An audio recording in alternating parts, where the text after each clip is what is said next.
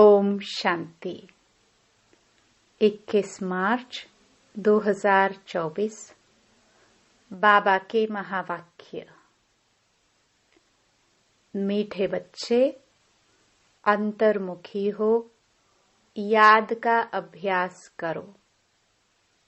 Check करो कि आत्म अभिमानी और परमात्म अभिमानी कितना समय रहते हैं। प्रश्न: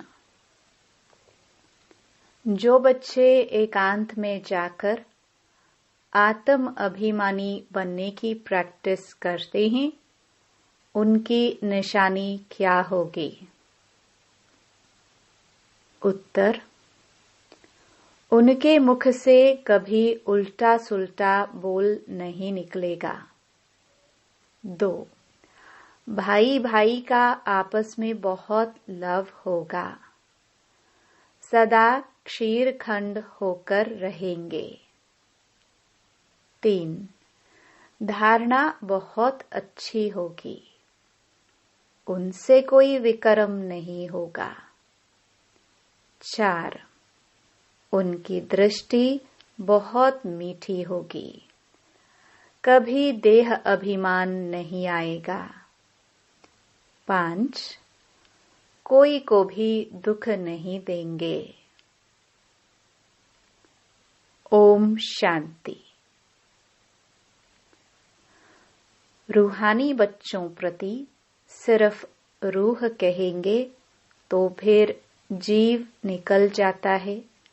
इसलिए रूहानी बच्चों प्रति रूहानी बाप समझाते हैं, अपने को आत्मा समझना है। हम आत्माओं को बाप से यह नॉलेज मिलती है। बच्चों को देही अभिमानी हो रहना है। बाप आए ही हैं बच्चों को ले जाने लिए। भल सत्युग में तुम आत्म अभिमानी बनते हो, परंतु परमात्म अभिमानी नहीं।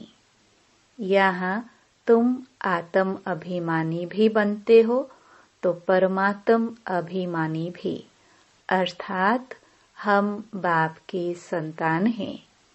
यहाँ और वहाँ में बहुत फर्क है। यहाँ है पढ़ाई, वहाँ पढ़ने की बात नहीं। यहाँ हर एक अपने को आत्मा समझता है और बाबा हमको पढ़ाते हैं। इस निश्चय में रहकर सुनेंगे तो धारणा बहुत अच्छी होगी। आत्म अभिमानी बनते जाएंगे। इस अवस्था में टिकने की मंजिल बहुत बड़ी है। सुनने में बहुत सहज लगता है। बच्चों को यही अनुभव सुनाना है कि हम कैसे अपने को आत्मा और दूसरे को भी आत्मा समझ बात करते हैं। बाप कहते हैं, मैं भल इस शरीर में हूँ, परंतु मेरी यह असल की प्रैक्टिस है। मैं बच्चों को आत्मा ही समझता हूँ, आत्मा को पढ़ाता हूँ।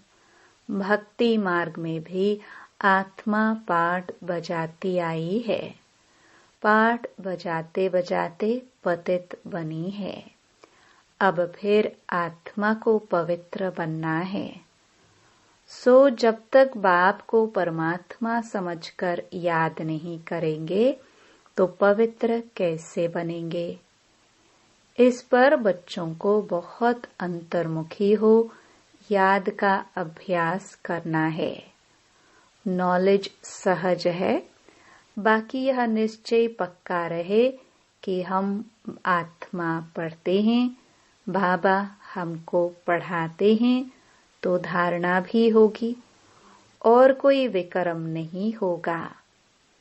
ऐसे नहीं, इस समय हमसे कोई विकर्म नहीं होता है। विकर्माजीत तो अंत में बनेंगे। भाई भाई की दृष्टि बहुत मीठी रहती है। इसमें कभी देह अभिमान नहीं आएगा। बच्चे समझते हैं बाप की नॉलेज बड़ी डीप है। अगर ऊंच ते ऊंच बनना है तो यह प्रैक्टिस अच्छी रीति करनी पड़े, इस पर गौर करना पड़े। अंतर्मुखी होने के लिए एकांत भी चाहिए। यहाँ जैसा एकांत घर में धंधे धोरी में तो मिल ना सके, यहाँ तुम यह प्रैक्टिस बहुत अच्छी कर सकते हो। आत्मा को ही देखना पड़े, अपने को भी आत्मा समझना है। यह प्रैक्टिस यहाँ करने से आदत पड़ जाएगी। फिर अपना चार्ट भी रखना चाहिए, कहाँ तक आत्म अभिमानी बने हैं। आत्मा को ही हम सुनाते हैं, उनसे ही बातचीत करते हैं। यह प्रैक्टिस बहुत अच्छी चाहिए। बच्चे समझते होंगे यह बात तो ठीक है, देह अभिमान निकल जाए और हम आत्म अभिमानी बन जाए।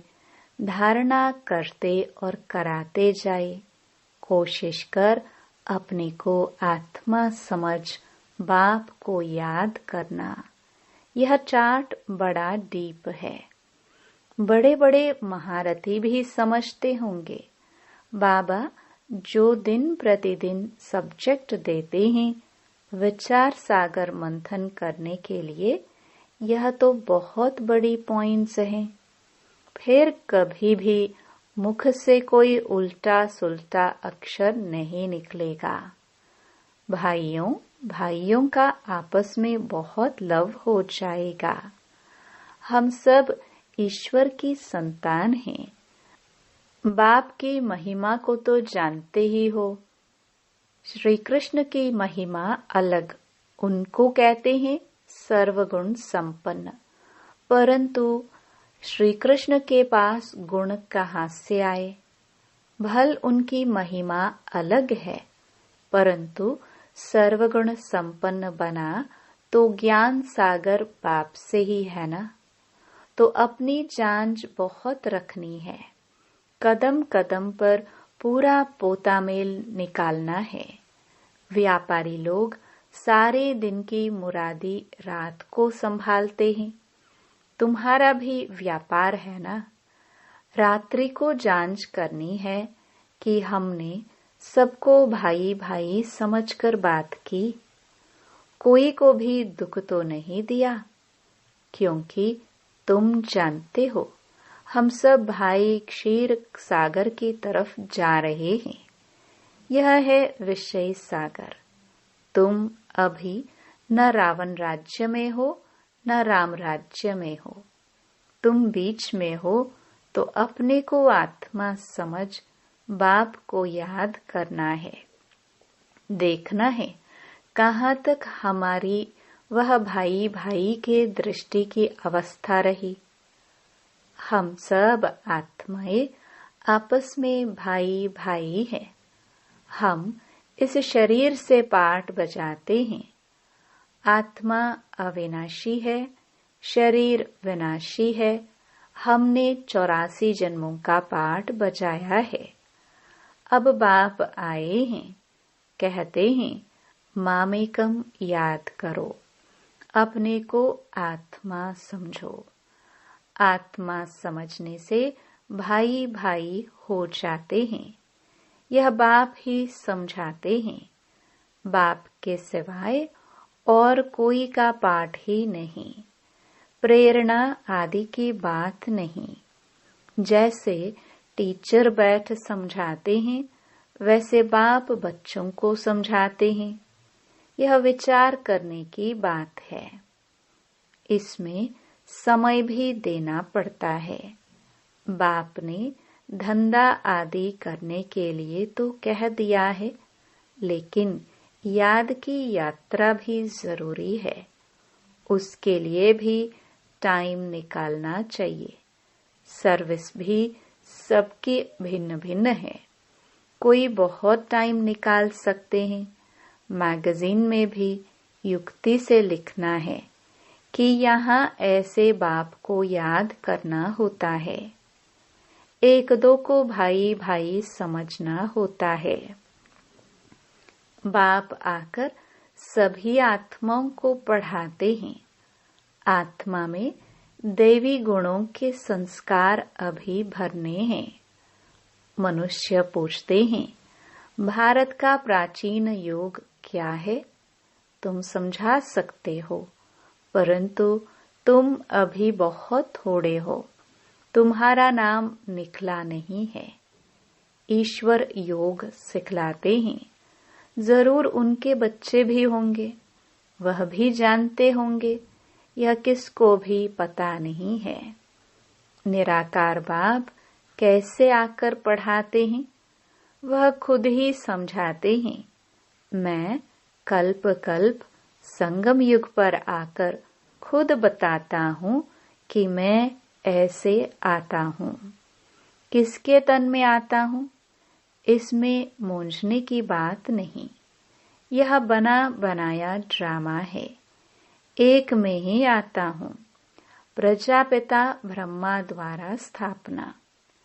वह मुरब्बी बच्चा पहले पहले बनते हैं।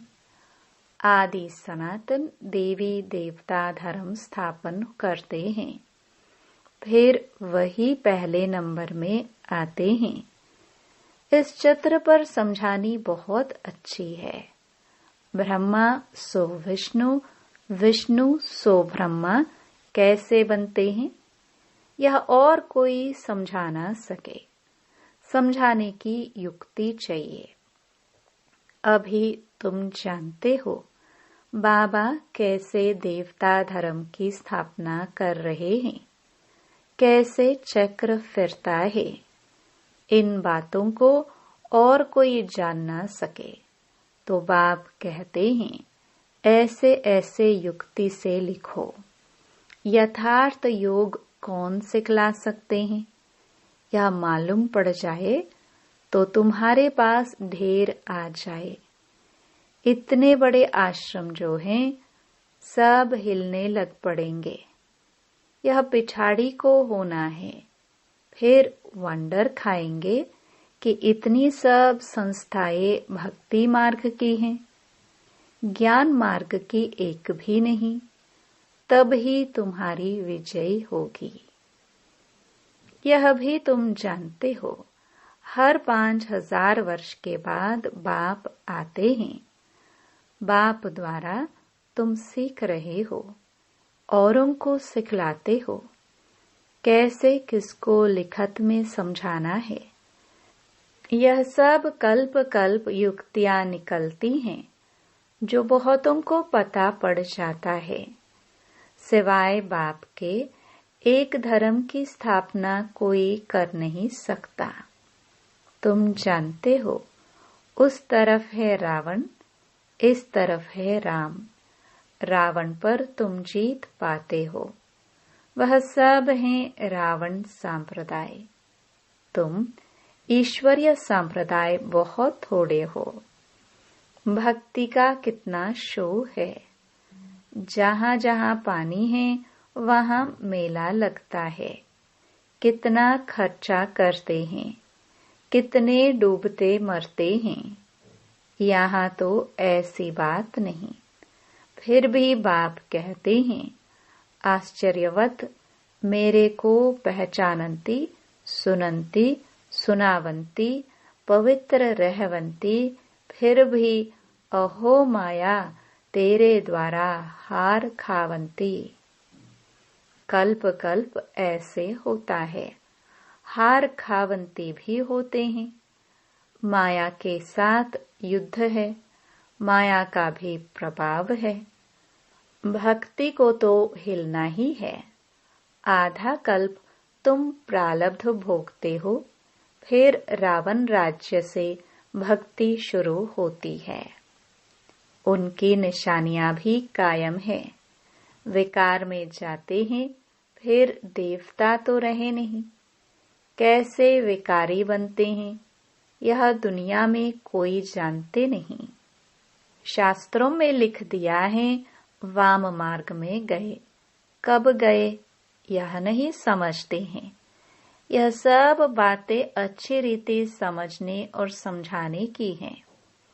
यह भी तुम समझे जब निश्चय बुद्धि हो, उनकी कशिश होगी, कहेंगे ऐसे बाप से हमको मिलाओ, परंतु पहले देखो घर जाने के बाद वह नशा रहता है, निश्चय बुद्धि रहते हैं।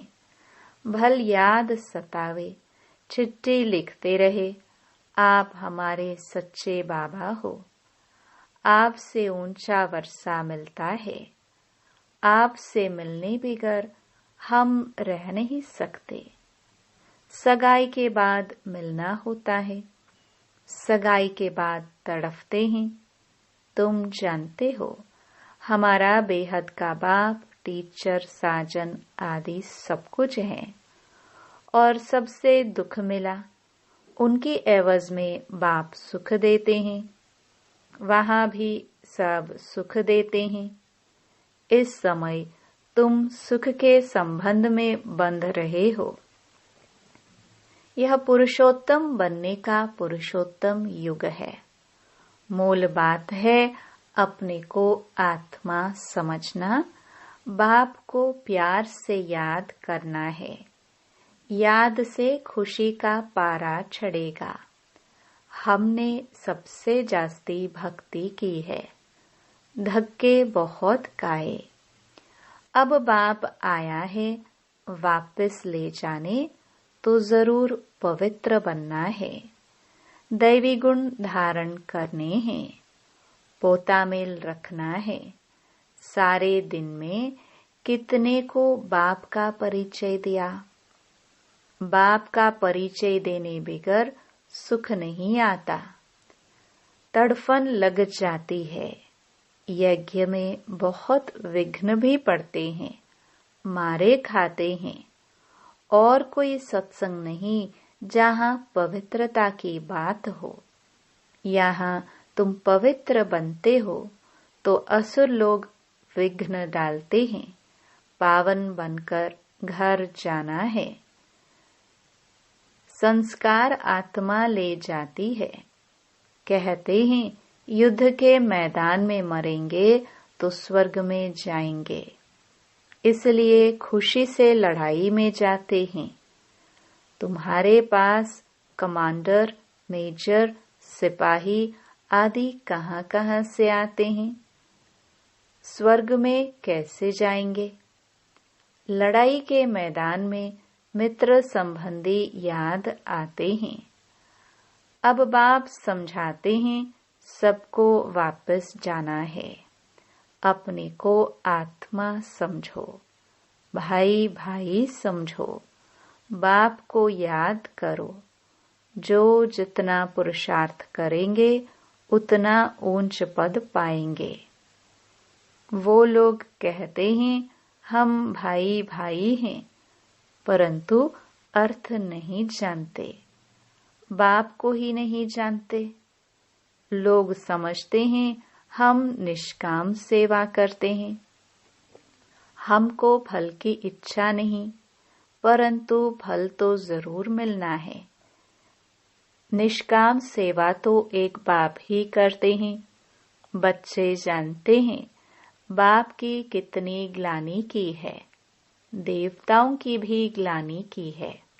अब देवताएं किसी की हिंसा तो कर नहीं सकते। यहाँ तो तुम डबल अहिंसक बनते हो, न काम कटारी चलाना न क्रोध करना। क्रोध भी बड़ा विकार है। कहते हैं बच्चों पर बहुत क्रोध किया।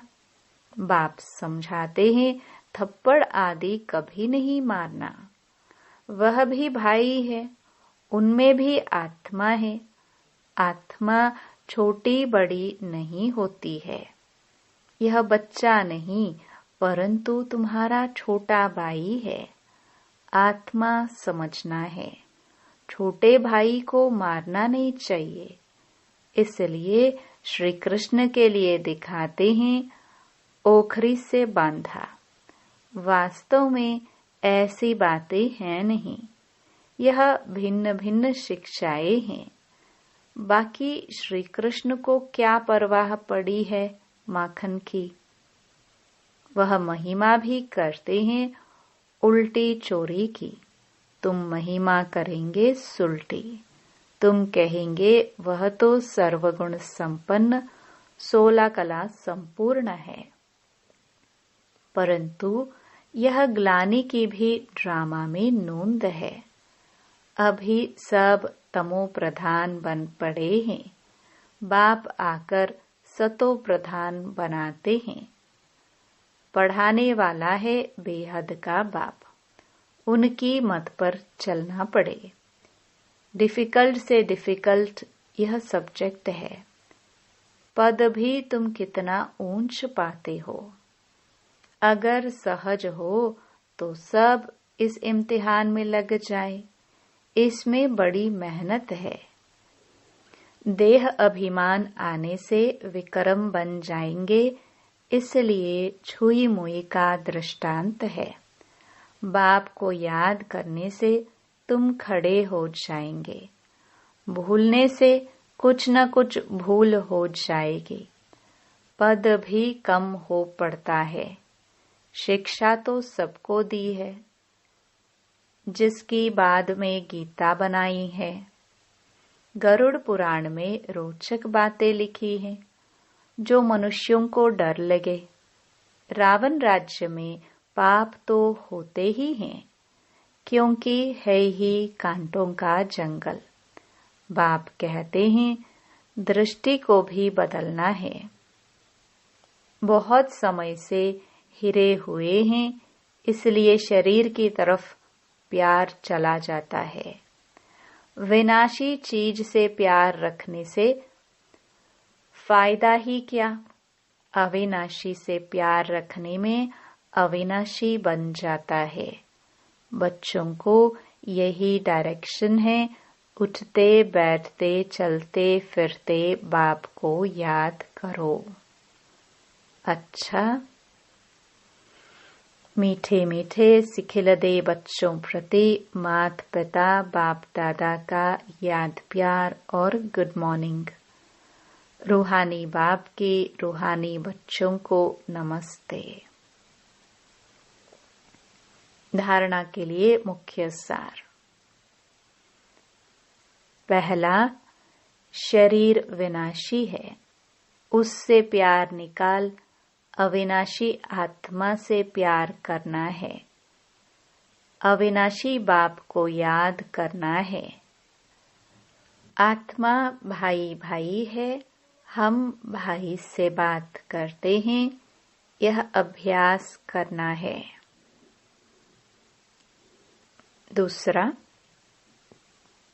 विचार सागर मंथन कर अपनी ऐसी अवस्था बनानी है जो मुख से कभी कोई उल्टा सुल्टा बोल न निकले। कदम कदम पर अपना पोतामेल चेक करना है।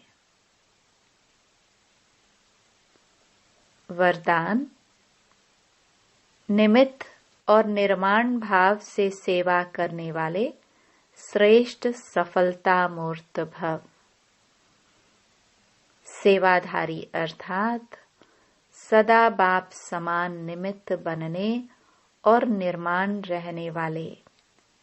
निर्माणता ही श्रेष्ठ सफलता का साधन है। किसी भी सेवा में सफलता प्राप्त करने के लिए नम्रता भाव और निमित्त भाव धारण करो। इससे सेवा में सदा मौज का अनुभव करेंगे। सेवा में कभी थकावट नहीं होगी। कोई भी सेवा मिले, लेकिन इन दो विशेषताओं से सफलता को पाते सफलता स्वरूप बन जाएंगे। स्लोगन।